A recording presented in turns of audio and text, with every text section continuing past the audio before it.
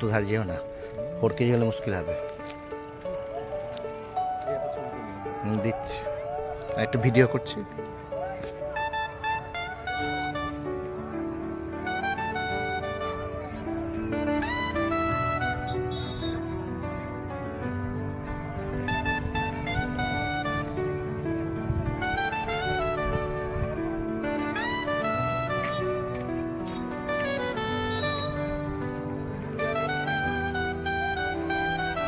ওই দিক দিয়ে যেতে হবে, জানিস তো, ওইটা গ্রামের মধ্যে দিয়ে সোজা। এখান থেকে দেখে নে, আবার ওদিকে গিয়ে নামবো।